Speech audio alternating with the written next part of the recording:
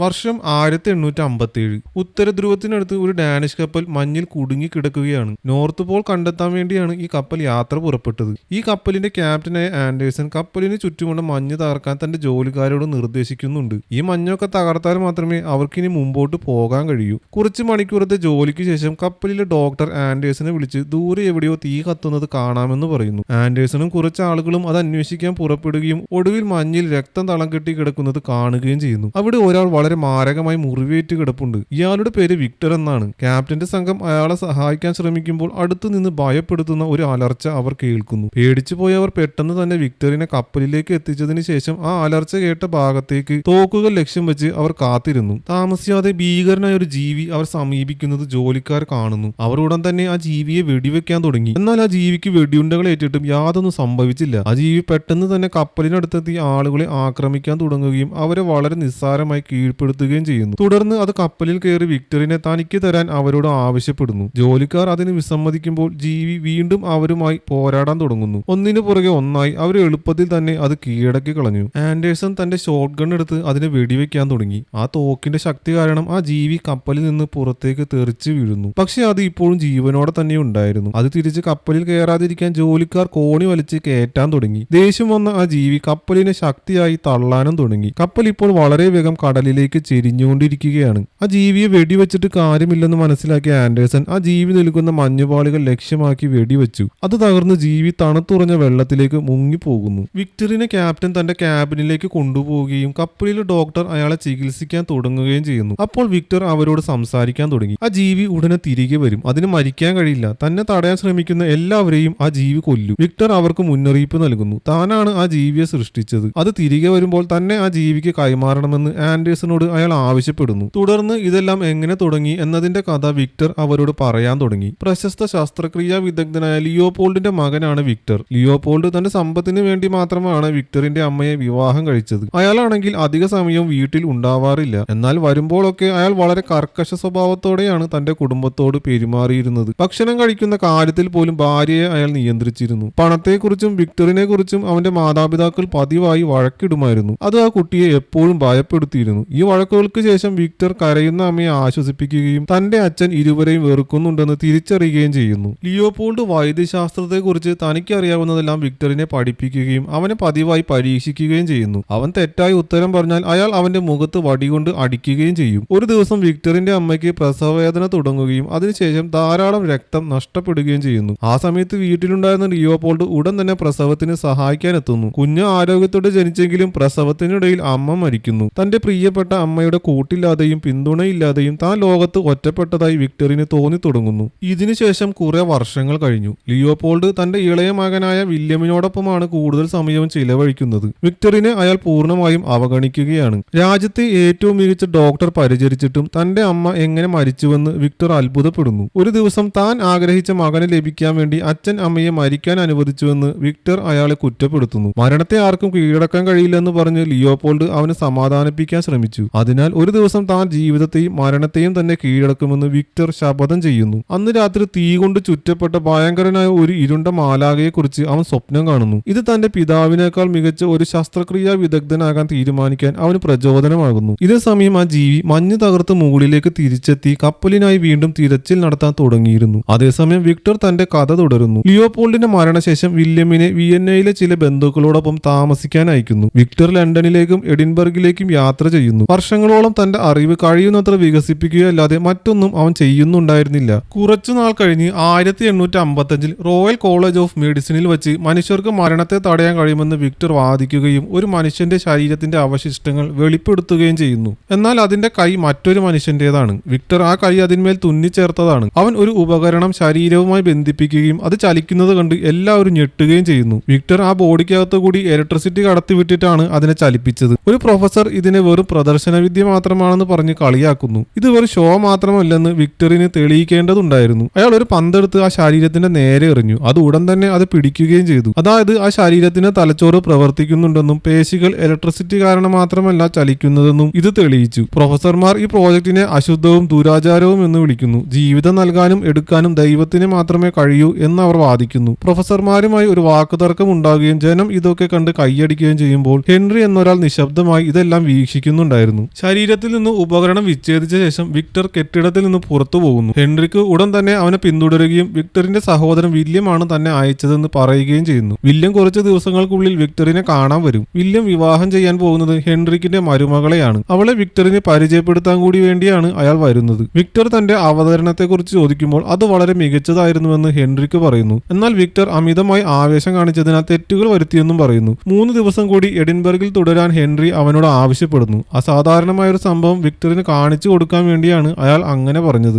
3 ദിവസങ്ങൾക്ക് ശേഷം വിക്ടർ തന്റെ ഗവേഷണങ്ങളുമായി ഹെൻറിക്കിന്റെ വസതി സന്ദർശിക്കുന്നു. ഹെൻറി ഒരു ആർമി സർജൻ ആയിരുന്നു. അയാളുടെ കയ്യിൽ ഒരു മരപ്പലകയുണ്ട്. അതിൽ മനുഷ്യ ശരീരത്തിന്റെ മുഴുവൻ നാഡീവ്യൂഹവും വളരെ വ്യക്തമായി സംരക്ഷിക്കപ്പെട്ടിട്ടുണ്ട്. മനുഷ്യ ശരീരത്തിന് എങ്ങനെ ഊർജ്ജം സംഭരിക്കാൻ കഴിയുമെന്നതിനെ പറ്റി അവർ തമ്മിൽ ചർച്ച ചെയ്യുന്നു. അങ്ങനെ വിക്ടറിന് തന്റെ പ്രോജക്റ്റിൽ ഉപയോഗിക്കാൻ കഴിയുന്ന കുറച്ച് നല്ല ആശയങ്ങൾ ലഭിക്കുന്നു. തന്റെ എല്ലാ വസ്തുക്കളും വിക്ടറുമായി പങ്കുവെക്കാമെന്ന് ഹെൻറിക്ക് വാഗ്ദാനം ചെയ്യുന്നു. പകരമായി അറിവ് മാത്രമേ തനിക്ക് ആവശ്യമുള്ളൂ എന്നും പിന്നീട് ഒരുപക്ഷെ വിക്ടറിനോട് ഒരു സഹായം താൻ ആവശ്യപ്പെട്ടേക്കാമെന്നും പറയുന്നു. വിക്ടർ അതിനെക്കുറിച്ച് ആലോചിക്കാമെന്ന് പറഞ്ഞ് തന്റെ സഹോദരനെ കാണാൻ പോകുന്നു. വില്യം തന്റെ പ്രതിശ്രുത വധു എലിസബത്തിനെ വിക്ടറിന് പരിചയപ്പെടുത്തുകയും അവർ ഒരുമിച്ച് അത്താഴം കഴിക്കുകയും ചെയ്യുന്നു. എന്നാൽ വിക്ടർ എപ്പോഴും ശ്രദ്ധ കിട്ടാൻ ആഗ്രഹിക്കുന്നവനാണെന്ന് വില്യം പറയുകയും എലിസബത്ത് അവനെ ഒരു മണ്ടൻ എന്ന് വിളിക്കുകയും ചെയ്തതോടെ ആ സന്തോഷ അന്തരീക്ഷം പെട്ടെന്ന് ഇല്ലാതാകുന്നു. ഈ സമയം പ്രസന്റിൽ വിക്ടർ ചുമയ്ക്കുകയും അയാളുടെ വായിൽ നിന്ന് രക്തം വരികയും ചെയ്യുന്നു. ഡോക്ടർ അവന് മരുന്ന് നൽകുന്നു. പെട്ടെന്ന് പുറത്ത് ജോലിക്കാർ അലറാൻ തുടങ്ങുകയും ഒരാൾ ആൻഡേഴ്സനെ വിളിക്കാൻ വരികയും ചെയ്യുന്നു. ആ ജീവി വെള്ളത്തിൽ നിന്ന് രക്ഷപ്പെട്ടിരിക്കുന്നു. ജോലിക്കാരിൽ ചിലർ അതിനെ കണ്ടിട്ടുമുണ്ട്. എന്നാൽ ആൻഡേഴ്സൺ നോക്കിയിട്ട് ഒന്നും കാണുന്നില്ലായിരുന്നു. ജോലിക്കാർ വളരെ പേടിച്ചിരിക്കുകയാണ്. അവർ വിക്ടറിനെ ഒഴിവാക്കണമെന്ന് ക്യാപ്റ്റനോട് ആവശ്യപ്പെടുന്നു. എന്നാൽ വിക്ടർ തന്റെ സംരക്ഷണത്തിലാണെന്ന് ആൻഡേഴ്സൺ അവരോട് പറയുന്നു. അയാളെ ആ ജീവിക്ക് വിട്ടുകൊടുക്കാൻ താൻ ഉദ്ദേശിക്കുന്നില്ല. ഈ സമയം ആ ജീവി കപ്പലിനെ കണ്ടെത്തിയിരുന്നു. അതിപ്പോൾ പതിയെ കപ്പലിന് നേരെ നടക്കാൻ തുടങ്ങുകയാണ്. ആൻഡേഴ്സൺ തിരിച്ച് തന്റെ ക്യാബിനിലേക്ക് തന്നെ ചെന്നു. വിക്ടർ തന്റെ കഥ തുടർന്നു. ആ അത്താഴത്തിന് ശേഷം ഏതാനും ആഴ്ചകൾ കഴിഞ്ഞപ്പോൾ ഹെൻറിക്ക് വിക്ടറിനെയും വില്യമിനെയും ഉപേക്ഷിക്കപ്പെട്ട ഒരു പഴയ വാട്ടർ ടവറിലേക്ക് കൊണ്ടുപോകുന്നു. ഹെൻറിയുടെ ഒരു എസ്റ്റേറ്റിലാണ് ഈ ടവർ ഉള്ളത്. വിക്ടർ ഒടുവിൽ ഹെൻറിക്ക് പറഞ്ഞ ഡീലിന് സമ്മതിക്കുകയും കോട്ടയെ മികച്ച ഒരു ലബോറട്ടറി ആക്കി മാറ്റാൻ തനിക്ക് ആവശ്യമുള്ളതെല്ലാം അവനോട് പറയുകയും ചെയ്യുന്നു. ഇനി പരീക്ഷണങ്ങൾ നടത്താനും മൃതദേഹങ്ങൾ വേണം. അതിനുവേണ്ടി അടുത്തുള്ള പട്ടണം സന്ദർശിച്ച് അവിടെ തൂക്കിലേറ്റപ്പെട്ട കുറ്റവാളികളുടെ മൃതദേഹങ്ങൾ വാങ്ങുന്നു. ഒരു ദിവസം അയാൾ ആ പട്ടണത്തിൽ എലിസബത്തിനെ കാണുന്നു. അവൾ കുമ്പസരിക്കാൻ വേണ്ടി ഒരു പള്ളിയിൽ പോകുന്നത് കണ്ട് അവളെ പിന്തുടരുന്നു. വിക്ടർ ഒരു കുമ്പസാരക്കൂട്ടിൽ കയറി പുരോഹിതനായി നടിക്കുകയും അവൾക്ക് പറയാനുള്ളത് കേൾക്കുകയും ചെയ്യുന്നു. തന്റെ ഭർത്താവിന്റെ സഹോദരൻ ദുഷ്ടനും ക്രൂരനുമാണെന്ന് എലിസബത്ത് പറയുന്നു. അപ്പോൾ വിക്ടർ ജനൽ തുറക്കുകയും താൻ അവിടെയുണ്ടെന്ന് അവൾക്ക് ആദ്യമേ അറിയാമായിരുന്നുവെന്ന് മനസ്സിലാക്കുകയും ചെയ്യുന്നു. അവർ ഒരുമിച്ച് ഭക്ഷണം കഴിക്കാൻ പോവുകയും അവിടെ വെച്ച് എലിസബത്ത് വാങ്ങിയ പുസ്തകങ്ങൾ വിക്ടർ നോക്കുകയും അവൾക്ക് പ്രാണികളിൽ താല്പര്യമുണ്ടെന്ന് മനസ്സിലാക്കുകയും ചെയ്യുന്നു. അവൾക്ക് ശാസ്ത്രത്തിലും ജീവിതത്തിലെ ചെറിയ അത്ഭുതങ്ങളിലുമൊക്കെ താല്പര്യമുണ്ട്. ഇത് അയാളെ വളരെയധികം ആകർഷിക്കുകയും അവൻ അവളെ നൃത്തം ചെയ്യാൻ ക്ഷണിക്കുകയും ചെയ്യുന്നു. അടുത്ത കുറച്ച് ആഴ്ചകളിൽ വിക്ടർ മൃതദേഹങ്ങൾ ശേഖരിക്കുന്നതും തനിക്ക് ആവശ്യമുള്ള യന്ത്രഭാഗങ്ങൾ ലഭിക്കുന്നതിന് ആശാരിമാരെ സന്ദർശിക്കുന്നതും തുടരുന്നു. അവൻ എലിസബത്തിനോടൊപ്പം കൂടുതൽ സമയം ചെലവഴിക്കാനും തുടങ്ങുന്നു. അവന്റെ പരീക്ഷണങ്ങൾ ഒട്ടും പുരോഗമിക്കുന്നില്ല. വിക്ടറിന് എലിസബത്തുമായുള്ള അടുപ്പം മനസ്സിലാക്കിയ ഹെൻറി ഒരു ദിവസം അവനെ ബാത്റൂമിൽ വെച്ച് കണ്ടുമുട്ടുന്നു. ഒരു സ്ത്രീ കാരണം നിന്റെ പരീക്ഷണങ്ങൾക്ക് തടസ്സം ഉണ്ടാകരുതെന്ന് പറഞ്ഞ് അയാളെ ഉപദേശിക്കുന്നു. യുദ്ധം ഉടൻ അവസാനിക്കും. അതിനുശേഷം മൃതദേഹങ്ങൾ കിട്ടാൻ ബുദ്ധിമുട്ടായിരിക്കും. എന്തെങ്കിലും നേട്ടം കൈവരിക്കാൻ വിക്ടറിന് ഇനി ഒരാഴ്ച കൂടിയേ സമയം ഉണ്ടാവുകയുള്ളൂ. കുറച്ചു സമയത്തിന് ശേഷം എലിസബത്ത് ലബോറട്ടറിയിൽ വിക്ടറിനെ സന്ദർശിക്കുന്നു. തങ്ങൾക്കിടയിൽ ഒരു ബന്ധം തനിക്ക് അനുഭവപ്പെടുന്നുണ്ടെന്ന് അവൻ അവളോട് പറയുകയും അവളെ ചുംബിക്കാൻ ശ്രമിക്കുകയും ചെയ്യുന്നു. എന്നാൽ എലിസബത്ത് പിന്മാറി തനിക്ക് വില്യമിനെയാണ് ഇഷ്ടം എന്ന് പറയുന്നു. അവൾ പോയ ശേഷം വിക്ടർ കുളിക്കാൻ കിടക്കുകയും അവിടെ ഇരുന്ന് ചിന്തിക്കുമ്പോൾ തന്റെ പരീക്ഷണത്തിൽ എന്താണ് കുറവെന്ന് ഒടുവിൽ അവൻ മനസ്സിലാക്കുകയും ചെയ്യുന്നു. അവൻ ബാറ്ററിയുടെ കണക്ഷൻ മാറ്റുകയും ഒടുവിൽ ഒരു ശരീരത്തെ വീണ്ടും ചലിപ്പിക്കുകയും ചെയ്യുന്നു. അതിനുശേഷം ഹെൻറിയും വിക്ടറും കഴിയുന്നത്ര ഡെഡ് ബോഡികൾ ശേഖരിക്കാൻ ഒരു യുദ്ധകളത്തിലേക്ക് പോകുന്നു. അടുത്ത കുറച്ച് ദിവസങ്ങളിൽ ഒരു മനുഷ്യനെ സൃഷ്ടിക്കുന്നതിനായി ഓരോ ശരീരത്തിൽ നിന്നും മികച്ച ഭാഗങ്ങൾ മാത്രം തിരഞ്ഞെടുക്കുവാൻ വേണ്ടി വിക്ടർ കഠിനാധ്വാനം ചെയ്യുന്നു. ഹെൻറി ഇടയ്ക്കിടെ വന്ന് ഈ പരീക്ഷണങ്ങളൊക്കെ ചിത്രങ്ങൾ എടുക്കുന്നുണ്ടായിരുന്നു. ഒരു വൈകുന്നേരം ഒരു കൊടുങ്കാറ്റ് വരുന്നുണ്ടെന്ന് വിക്ടർ ശ്രദ്ധിക്കുകയും ജീവിയെ ഉണർത്താനായി തയ്യാറാക്കുകയും ചെയ്യുന്നു. ഇക്കാര്യം അറിയിക്കാനായി അവൻ ഹെൻറിക്കിനെ തിരഞ്ഞു പോകുന്നു. തലയിൽ മുടിയില്ലാതെ ഒരു കണ്ണാടിക്ക് പിന്നിൽ ഹെൻറി ഒളിച്ചിരിക്കുന്നതാണ് അയാൾ കണ്ടത്. ഹെൻറിക്ക് സിഫിലിസ് എന്നൊരു രോഗമാണ്. അധികകാലം ഇനി അയാൾ ജീവിച്ചിരിക്കില്ല.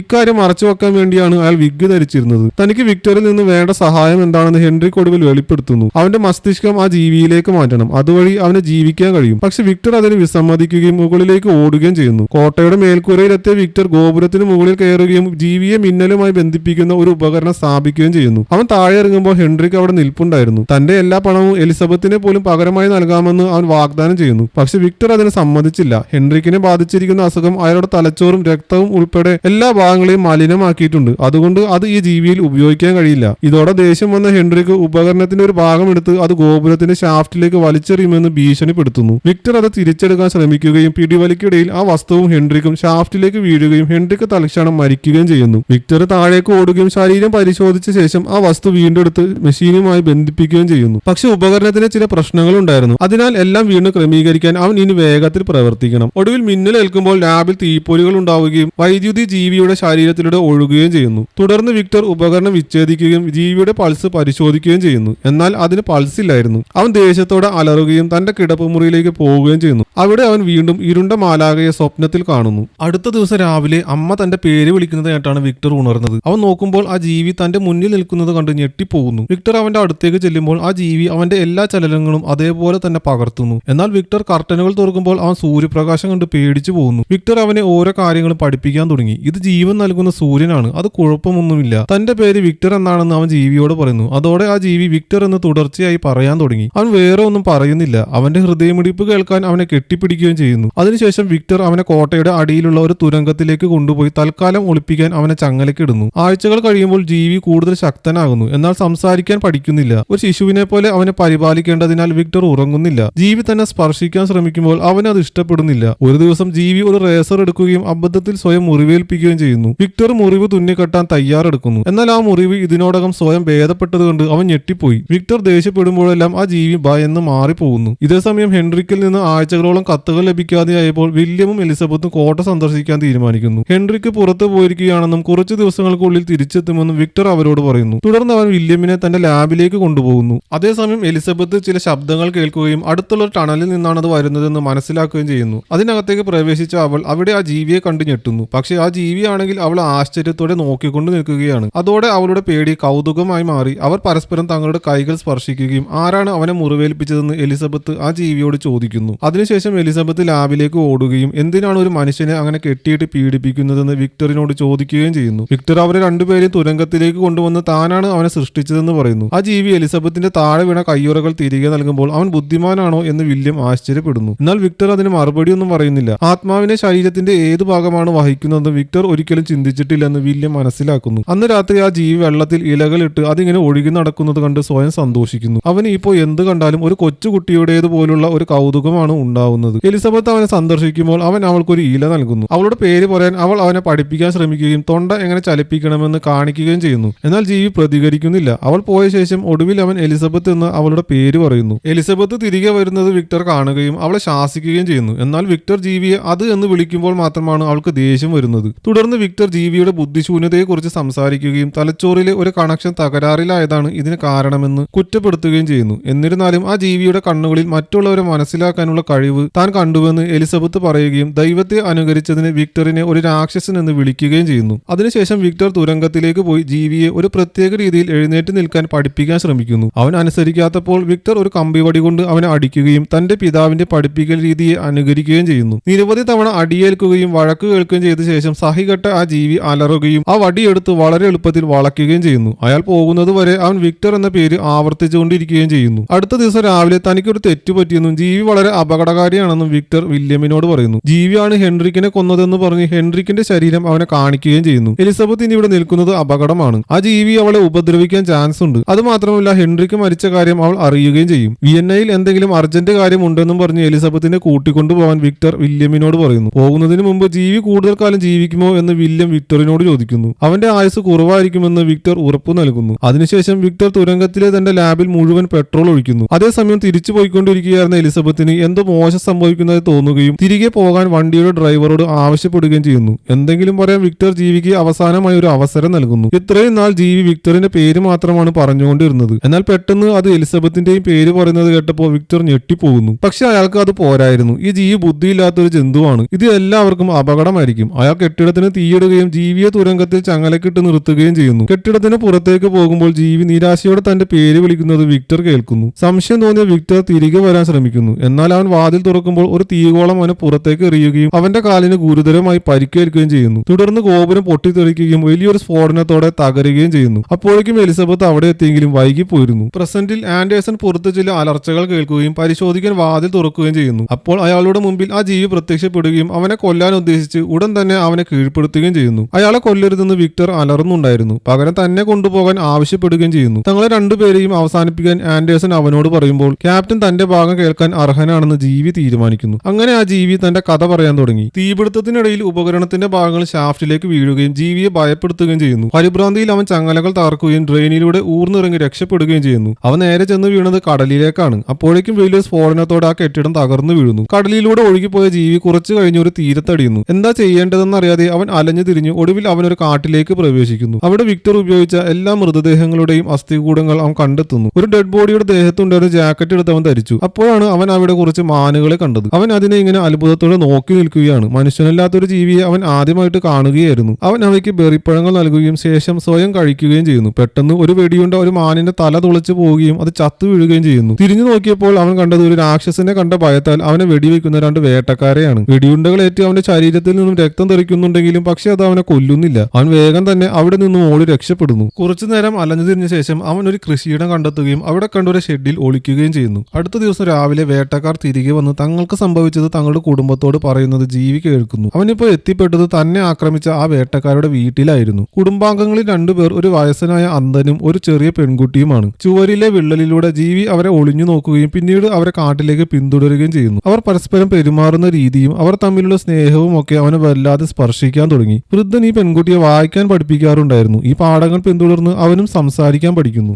ഓരോ ദിവസം കഴിയുന്നോറും ഈ കുടുംബത്തിന്റെ ഭാഗമാകാൻ ജീവി ആഗ്രഹിക്കുന്നു. അതിനാൽ വീടിന് പുറത്ത് വിറക് വെച്ചും വേലികൾ നന്നാക്കിയും അവൻ അവർക്ക് വേണ്ടി രഹസ്യമായി സഹായങ്ങൾ ചെയ്യാൻ തുടങ്ങി. ഇത് വനദേവതകളുടെ പ്രവൃത്തിയാണെന്ന് അന്ധൻ പെൺകുട്ടിയോട് പറയുകയും അവർ വഴിപാടുകൾ വയ്ക്കുകയും ചെയ്യുന്നു. ഇത് ജീവി സന്തോഷത്തോടെ സ്വയം എടുക്കുന്നു. ഒരു ദിവസം ഒരു കൂട്ടം ചെന്നായ്ക്കൾ കൃഷിയിടം വളയുകയും ചെമ്മരിയാടുകളെ കൊല്ലാൻ തുടങ്ങുകയും ചെയ്യുന്നു. വേട്ടക്കാർ ചെന്നായ്ക്കളെ വെടിവെച്ചിടുന്നത് ജീവി ഞെട്ടലോടെ കാണുകയും എല്ലാ അക്രമങ്ങളും വെറുപ്പിൽ നിന്ന് വരുന്നതല്ലെന്ന് പഠിക്കുകയും ചെയ്യുന്നു. ചിലപ്പോൾ ഒരാൾ അവർ ആരാണെന്നതിന്റെ പേരിലാണ് കൊല്ലപ്പെടുന്നത്. വയലൻസ് എന്നത് ലോകത്തിന്റെ ഒരു ക്രമമാണ്. ശക്തൻ ദുർബലനെ എപ്പോഴും ആക്രമിച്ച് കീഴ്പ്പെടുത്താൻ ശ്രമിച്ചുകൊണ്ടിരിക്കും. തണുപ്പുകാലമായപ്പോൾ ആ കുടുംബം മലമുകളിലേക്ക് പുറപ്പെടുന്നു. എന്നാൽ അന്ധനായ വൃദ്ധൻ അവരുടെ കൂടെ പോകാൻ തയ്യാറായില്ല. അയാൾ ആ വീട്ടിൽ തന്നെ തുടർന്നു. എല്ലാവരും പോയി കഴിഞ്ഞപ്പോൾ ജീവി ആ വീട്ടിലേക്ക് പ്രവേശിക്കുന്നു. ഒരു യാത്രക്കാരനാണെന്ന് കരുതി വൃദ്ധൻ അവനെ സന്തോഷത്തോടെ സ്വീകരിക്കുന്നു. അയാൾ മേശപ്പുറത്തിരുന്ന ബിയറും ബ്രെഡും ഒക്കെ കഴിച്ചോളാൻ അവനോട് പറഞ്ഞു. പക്ഷെ അബദ്ധത്തിൽ ഒരു കുപ്പി അവന്റെ കയ്യിൽ നിന്നും താഴെ വീണ് പൊട്ടിപ്പോകുന്നു. വിക്ടറിനെ പോലെ അയാൾ തന്നെ ശിക്ഷിക്കുമെന്ന് കരുതി അവൻ ഭയന്നുപോയി. എന്നാൽ വൃദ്ധൻ അവനോട് നല്ല രീതിയിലാണ് പെരുമാറിയത്. ഈ അപരിചിതനാണ് തങ്ങളെ രഹസ്യമായി സഹായിച്ചിരുന്നതെന്ന് അയാൾ തിരിച്ചറിയുന്നു. അതിനാൽ അയാൾ അവനോടൊപ്പം താമസിക്കാൻ ക്ഷണിക്കുകയും അവനെ ഒരു സുഹൃത്ത് എന്ന് വിളിക്കുകയും കെട്ടിപ്പിടിക്കുകയും ചെയ്യുന്നു. അടുത്ത കുറച്ച് ദിവസങ്ങളിൽ അവനും അന്ധനായ മനുഷ്യനും ഒരുമിച്ച് സമയം ചിലവഴിക്കുന്നു. അവർ നടക്കാൻ പോവുകയും അവൻ പലതരം പുസ്തകങ്ങൾ വായിക്കുകയും ചെയ്യുന്നു. നദിയുടെ തീരത്ത് ഉണരുന്നതിന് മുമ്പുള്ള തന്റെ ജീവിതത്തെക്കുറിച്ച് തനിക്കൊന്നും ഓർമ്മയില്ലെന്നും ചിലപ്പോൾ വിക്ടർ എന്ന വാക്കിൽ ഒരു നിഗൂഢ മനുഷ്യനെ കുറിച്ച് താൻ സ്വപ്നം കാണാറുണ്ടെന്നും അവൻ വെളിപ്പെടുത്തുന്നു. തന്റെ സ്വപ്നങ്ങളിൽ കാണുന്ന ചിത്രങ്ങൾ പിന്തുടരാൻ വൃദ്ധൻ അവനോട് പറയുന്നു. അതിനാൽ ജീവി ആ പ്രദേശം തിരയുകയും നശിപ്പിക്കപ്പെട്ട കോട്ട കണ്ടെത്തുകയും ചെയ്യുന്നു. അവശിഷ്ടങ്ങൾക്കിടയിൽ വിക്ടറിന്റെ കുറിപ്പുകളും ഹെൻറിക്കിന്റെ ഫോട്ടോഗ്രാഫുകളും അവൻ കണ്ടെത്തുന്നു. അങ്ങനെ താൻ എവിടെ നിന്നുമാണ് വന്നതെന്ന് അവൻ മനസ്സിലാക്കുന്നു. താൻ ഒരു പരീക്ഷണ വസ്തു മാത്രമായിരുന്നു എന്നും മനുഷ്യർക്ക് താൻ ഒരു രാക്ഷസൻ മാത്രമാണ് എന്നറിഞ്ഞതോടെ അവന് ആകെ വിഷമമാകുന്നു. അവിടെ നിന്ന് കിട്ടിയ ഒരു കവറിൽ നിന്ന് വിക്ടറിന്റെ മുഴുവൻ പേരും നഗരത്തിലെ അവന്റെ വിലാസവും അവൻ മനസ്സിലാക്കുന്നു. അവൻ കൃഷിയിടത്തിലെ വീട്ടിലേക്ക് മടങ്ങുമ്പോൾ അവിടെ ചെന്നായ്ക്കളെ കണ്ട് അവൻ ഭയന്നു പോകുന്നു. അവൻ അകത്തേക്ക് ഓടിക്കേറിയപ്പോൾ കണ്ടത് ചെന്നായ്ക്കളെല്ലാം ആ വൃദ്ധനെ കടിച്ചു പറിക്കുന്നതാണ്. അവറ്റകൾ അവനെ ആക്രമിക്കാൻ തുടങ്ങി. പക്ഷെ അവൻ തിരിച്ചടിക്കുകയും അവയിൽ ചിലതിനെ കൊല്ലുകയും ചെയ്യുന്നു. ഇതോടെ മറ്റു ചെന്നായ്ക്കൾ ഭയപ്പെടുകയും വേഗത്തിൽ അവിടെ നിന്നും ഓടിപ്പോവുകയും ചെയ്യുന്നു. അതിനുശേഷം ഗുരുതരമായി പരിക്കേറ്റെങ്കിലും ഇപ്പോഴും ജീവനോടെയുള്ള അന്ധനെ അവൻ പരിശോധിക്കുന്നു. താൻ ഒരു പരീക്ഷണത്തിൽ നിന്നും ഉണ്ടായ രാക്ഷസനാണെന്നുള്ള കാര്യം ജീവി ആ വൃദ്ധനോട് പറഞ്ഞു. പക്ഷെ വൃദ്ധൻ അവനെ തിരുത്തുകയാണ് ചെയ്തത്. അവൻ നല്ല ഒരു സുഹൃത്താണെന്ന് പറഞ്ഞതിന് ശേഷം അയാൾ മരിച്ചു വീഴുന്നു. ആ നിമിഷം വേട്ടക്കാർ തിരിച്ചെത്തുകയും അവർ ആ ജീവിയെ തിരിച്ചറിയുകയും ചെയ്യുന്നു. ഇവനാണ് വൃദ്ധനെ കൊന്നതെന്നാണ് അവർ കരുതുന്നത്. അതിനാൽ അവർ അവനെ വെടിവെക്കുകയും ഒരു വലിയ കത്തി കൊണ്ട് കുത്തുകയും ചെയ്യുന്നു. എന്നാൽ അവൻ മരിക്കുന്നില്ല എന്ന് കണ്ട് അവർ ഭയന്ന് മാറിപ്പോകുന്നു. ജീവി പുറത്തേക്ക് പോയെങ്കിലും വേട്ടക്കാർ അവനെ പിന്തുടർന്ന് വന്ന് അവൻ തളർന്നു വീഴുന്നത് വരെ വെടിവെക്കുന്നു. തുടർന്ന് വേട്ടക്കാർ അവൻ മരിച്ചുവെന്ന് കരുതി അവിടെ നിന്ന് പോകുന്നു. കുറച്ച് മണിക്കൂറുകൾക്ക് ശേഷം മുറിവുകൾ ഉണങ്ങിയപ്പോൾ അവൻ വീണ്ടും ഉണർന്നു. അതോടെ തനിക്ക് ഒരിക്കലും മരിക്കാൻ കഴിയില്ലെന്ന് അവൻ മനസ്സിലാക്കുന്നു. അവൻ ഒറ്റയ്ക്ക് ജീവിക്കുന്നതിനെ വെറുത്തിരുന്നു. അവന്റെ നിത്യമായ ഈ ജീവിതത്തിന് ഒരു കൂട്ടുകാരനാണ് അവന് വേണ്ടിയിരുന്നത്. മനുഷ്യർ അവനെ ഭയപ്പെട്ടിരുന്നതിനാൽ അവരുമായി കൂടാൻ അവന് കഴിയില്ലായിരുന്നു. തന്നെ പോലെ തന്നെ ഉള്ള ഒരു ജീവിയുമായി അവന് ഇനി കൂടാൻ സാധിക്കുകയുള്ളൂ. തന്നെ പോലെ പുതിയ ഒരു ജീവിയെ ഉണ്ടാക്കി തരാൻ വേണ്ടി അവൻ വിക്ടറിനെ തേടി പോകാൻ തീരുമാനിച്ചു. അതേസമയം വിക്ടറിനെ കെട്ടിടത്തിൽ വെച്ചുണ്ടായ പൊട്ടിത്തെറിയിൽ ഒരു കാൽ നഷ്ടപ്പെട്ടിരുന്നു. ഒരു കൃത്രിമ കാലാണ് അയാൾ ഇപ്പോൾ ധരിക്കുന്നത്. എല്ലാ രാത്രിയും കുറ്റബോധം കൊണ്ട് അവനെ വേട്ടയാടുന്ന ഇരുണ്ട മാലാഖയെ കുറിച്ച് അവൻ സ്വപ്നം കാണുന്നു. വില്യമിന്റെ വിവാഹ രാത്രിയിൽ വിക്ടർ എലിസബത്തിനെ സന്ദർശിച്ച് സന്തോഷകരമായ വിവാഹ ജീവിതം ആശംസിക്കുന്നു. എന്നാൽ എലിസബത്തിന് അവനെ കാണുന്നത് തന്നെ സഹിക്കാൻ കഴിയുമായിരുന്നില്ല. ആ ജീവിയെ കൊന്നതിന്റെ ദേഷ്യം ഇപ്പോഴും അവർക്കുണ്ടായിരുന്നു. അവൾ അയാളെ അവിടെ നിന്നും അടിച്ചോടിക്കുകയാണ് ചെയ്തത്. അവൾ ഇപ്പോഴും ആ ജീവി തന്ന ഇല സൂക്ഷിച്ചു വച്ചിട്ടുണ്ടായിരുന്നു. വളരെ അപമാനിതനായി വിക്ടർ തന്റെ മുറിയിലേക്ക് മടങ്ങുന്നു. അവിടെ എത്തിയപ്പോൾ തന്റെ ബാൽക്കണിയിലേക്കുള്ള വാതിൽ തുറന്നിരിക്കുന്നതാണ് ആൾ കാണുന്നത്. അവൻ തിരിഞ്ഞു നോക്കുമ്പോൾ ജീവി ഒളിച്ചിരുന്നിടത്ത് നിന്ന് പുറത്തു വരികയും തനിക്കൊരു കൂട്ടുകാരനെ ഉണ്ടാക്കി തരാൻ വിക്ടറിനോട് ആവശ്യപ്പെടുകയും ചെയ്യുന്നു. പക്ഷെ ജീവിയെ പോലെ മറ്റൊരു രാക്ഷസനെ ഉണ്ടാക്കാൻ വിക്ടർ വിസമ്മതിക്കുന്നു. അതോടെ ദേഷ്യം വന്ന ജീവി അവനെ എടുത്ത് വലിച്ചെറിയുകയും അങ്ങനെ മുറിയിലുള്ള സാധനങ്ങളെല്ലാം നശിപ്പിക്കുകയും ചെയ്യുന്നു. ശബ്ദം കേട്ട് എലിസബത്ത് വിക്ടറിന്റെ മുറിയിലേക്ക് ഓടിയെത്തുന്നു. ആ ജീവിയെ വീണ്ടും കണ്ടുമുട്ടുമ്പോൾ അവൾ വളരെ ഇമോഷണൽ ആവാൻ തുടങ്ങുന്നു. ജീവിയുടെ ശ്രദ്ധ മാറിയത് കണ്ട് ആ അവസരം മുതലെടുത്ത വിക്ടർ തന്റെ തോക്കെടുത്ത് തന്റെ സൃഷ്ടിയെ വെടിവെക്കാൻ ശ്രമിക്കുന്നു. എന്നാൽ ജീവിയെ രക്ഷിക്കാൻ വേണ്ടി എലിസബത്ത് മുന്നിൽ കയറി നിന്നപ്പോൾ അവൾക്കാണ് വെടിയേറ്റത്. ഈ ശബ്ദങ്ങളെല്ലാം കേട്ട് വില്യമും മറ്റ് അതിഥികളും ആ മുറിയിലേക്ക് ഓടിയെത്തുന്നു. ആ ജീവിയാണ് എലിസബത്തിനെ കൊന്നതെന്ന് വിക്ടർ അവരോട് പറയുന്നു. എല്ലാവരും ചേർന്ന് അവനെ പിടികൂടാൻ ജീവിയുടെ മേലേക്ക് ചാടി വീണെങ്കിലും അവൻ വളരെ ശക്തനായിരുന്നു. വളരെ എളുപ്പത്തിൽ തന്നെ അവൻ എല്ലാവരെയും വലിച്ചെറിയുന്നു. തുടർന്ന് തന്നെയും കൂടെ കൊണ്ടുപോകാൻ എലിസബത്ത് ജീവിയോട് ആവശ്യപ്പെടുന്നു. അങ്ങനെ അവൻ അവളെ എടുത്ത് മുറിയിൽ നിന്ന് പോകുന്നു. അവർ സ്വീകരണ മുറി കടന്നു പോകുമ്പോൾ മറ്റു അതിഥികൾ ഇവനെ കണ്ട് പേടിച്ച് മാറിപ്പോകുന്നു. ജീവിയുടെ ആക്രമണത്തിൽ വില്യമിന് ഗുരുതരമായി പരിക്കേറ്റിരുന്നു. അവൻ എല്ലാത്തിനും തന്റെ സഹോദരനെ കുറ്റപ്പെടുത്തുകയും വിക്ടറാണ് യഥാർത്ഥ രാക്ഷസൻ എന്ന് പറയുകയും അതിനുശേഷം മരിക്കുകയും ചെയ്യുന്നു. എലിസബത്തിനെ എടുത്തുകൊണ്ട് ജീവി പോയത് അടുത്തുള്ള ഒരു ഗുഹയിലേക്കാണ്. അവിടെ വെച്ച് ജീവിയോടുള്ള തന്റെ അടുപ്പം വെളിപ്പെടുത്തിയ ശേഷം അവൾ അവിടെ കിടന്ന് മരിക്കുന്നു. ഇത് അവനെ വീണ്ടും മാനസികമായി തകർത്തു. താമസിയാതെ തന്റെ സഹോദരനെ കൊന്ന ജീവിയോടുള്ള ദേഷ്യത്തിൽ വിക്ടറും ആ ഗുഹയിലെത്തുന്നു. ജീവി അവനെ ചുമരിനോട് ചേർത്ത് തള്ളുകയും തന്നെ എങ്ങനെയെങ്കിലും കൊന്നു തരാൻ ആവശ്യപ്പെട്ട് വിക്ടറിന്റെ മൂക്ക് തകർക്കുകയും ചെയ്യുന്നു. തുടർന്ന് അവൻ ഗുഹയിൽ നിന്ന് ഓടിപ്പോകുന്നു. തന്റെ പ്രതികാരം ചെയ്യാൻ വിക്ടർ അവനെ പിന്തുടരാൻ തുടങ്ങി. പ്രതികാരത്തിനായി ദാഹിച്ച വിക്ടർ ആഴ്ചകളോളം ജീവിയെ മഞ്ഞിലൂടെ പിന്തുടർന്നുകൊണ്ടിരുന്നു. ഒടുവിൽ ഈ യാത്ര അവർ ഉത്തര ധ്രുവത്തിലേക്ക് കൊണ്ടുപോകുന്നു. ഒരു കടയിൽ നിന്ന് വെടിയുണ്ടകളും ഡൈനാമിറ്റും വാങ്ങിയ ശേഷം വിക്ടർ മഞ്ഞിൽ ക്യാമ്പ് ചെയ്യുകയും തന്റെ കൂടാരത്തിൽ കാത്തിരിക്കുകയും ചെയ്യുന്നു. ജീവി അകത്തേക്ക് വരാൻ ശ്രമിക്കുമ്പോൾ വിക്ടർ അവന്റെ കൈക്ക് വെടിവെക്കുന്നു. തൽക്കാലത്തേക്ക് അവൻ പിന്മാറിയെങ്കിലും പെട്ടെന്ന് ജീവി പിന്നിൽ നിന്ന് വന്ന് വിക്ടറിനെ പുറത്തേക്ക് വലിച്ചിഴയ്ക്കുന്നു. അബദ്ധത്തിൽ ഒരു വിളക്ക് തട്ടിമറിഞ്ഞ് കൂടാരത്തിന് തീ പിടിക്കുന്നു. ജീവി വിക്ടറിന്റെ ഒരേ ഒരു കാൽ ഒടിക്കുകയും വിക്ടർ കുത്താൻ ശ്രമിക്കുമ്പോൾ അവന്റെ കൈ തകർക്കുകയും ചെയ്യുന്നു. അവൻ കത്തിയെടുത്ത് വിക്ടറിന്റെ തോളിൽ കുത്തുന്നു. ശേഷം അവന്റെ ബാഗ് പരിശോധിക്കാൻ തുടങ്ങി. അതിനകത്ത് ജീവി ഡൈനാമിറ്റ് കണ്ടെത്തുമ്പോൾ ഇത് ഒടുവിൽ കാര്യങ്ങൾ ശരിയാക്കുമെന്ന് അവൻ പ്രതീക്ഷിക്കുന്നു. ഓടിപ്പോകാൻ അനുവദിക്കുന്നതിന് മുമ്പ് അത് കത്തിക്കാൻ അവൻ വിക്ടറിനെ നിർബന്ധിക്കുന്നു. എങ്കിലും അവന്റെ പരിക്കുകൾ കാരണം വിക്ടറിന് വേഗത്തിൽ നീങ്ങാൻ കഴിഞ്ഞില്ല. ഡൈനാമിറ്റ് പൊട്ടിത്തെറിക്കുകയും അതിന്റെ ആഘാതത്തിൽ വിക്ടർ മഞ്ഞുമലയിലൂടെ താഴേക്ക് ഉരുണ്ടു വീഴുകയും ചെയ്യുന്നു. പക്ഷെ എന്നിട്ടും ആ ജീവി മരിക്കുന്നില്ല. ഈ സമയത്താണ് ജോലിക്കാർ അവരെ കണ്ടെത്തുന്നത്. ആ ജീവിയുടെ കഥ മുഴുവൻ കേട്ട് കഴിഞ്ഞപ്പോൾ വിക്ടർ അതിന്റെ കൈ പിടിക്കുകയും ഒടുവിൽ അവനോട് ക്ഷമ ചോദിക്കുകയും ചെയ്യുന്നു. അവനെ എന്റെ മകൻ എന്ന് വിളിക്കുകയും ജീവിക്കാൻ അവനോട് പറയുകയും ചെയ്യുന്നതോടൊപ്പം തന്നോട് ക്ഷമിക്കണമെന്ന് അപേക്ഷിക്കുകയും ചെയ്യുന്നു. താൻ ക്ഷമിച്ചുവെന്ന് ജീവി പറയുകയും അത് അവന്റെ നെറ്റിയിൽ ചുംബിക്കുമ്പോൾ വിക്ടർ സമാധാനത്തോടെ മരിക്കുന്നു. ആ സമയം അവൻ അയാളെ അച്ഛ എന്നാണ് വിളിച്ചത്. അതിനുശേഷം ആൻഡേഴ്സൺ തന്റെ ആളുകളോട് മാറി നിൽക്കാൻ പറയുകയും ജീവിയെ പോകാൻ അനുവദിക്കുകയും ചെയ്യുന്നു. അതിൽ നിന്നും ഇറങ്ങിയ അവൻ മഞ്ഞിൽ കുടുങ്ങിക്കിടക്കുകയായിരുന്ന കപ്പലിനെ തന്റെ ശക്തി ഉപയോഗിച്ച് കടലിലേക്ക് തള്ളിവിടുന്നു. ഇതോടെ കപ്പൽ ജോലിക്കാരെല്ലാം സന്തോഷിക്കുന്നു. അവർക്കിനി സ്വന്തം നാട്ടിലേക്ക് പോകാം. കപ്പൽ യാത്രയാകുമ്പോൾ വിക്ടർ പഠിപ്പിച്ചതുപോലെ ജീവി സൂര്യനെ നോക്കുന്നു. ഇവിടെയാണ് ഈ സിനിമ അവസാനിക്കുന്നത്.